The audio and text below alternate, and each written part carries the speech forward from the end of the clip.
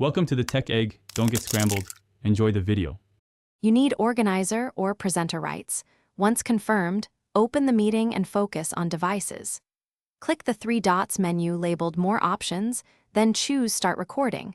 This begins capture of audio, video, and shared screens. Make sure you select the right microphone and camera in device settings before you hit record, because changing mid-session can cause issues.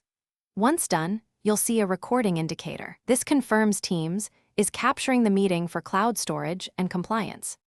Once recording starts, adjust layout and accessibility features to match your goal.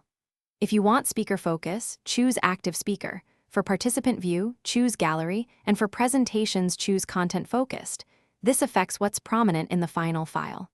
Make sure live captions or transcription are enabled if you need searchable text.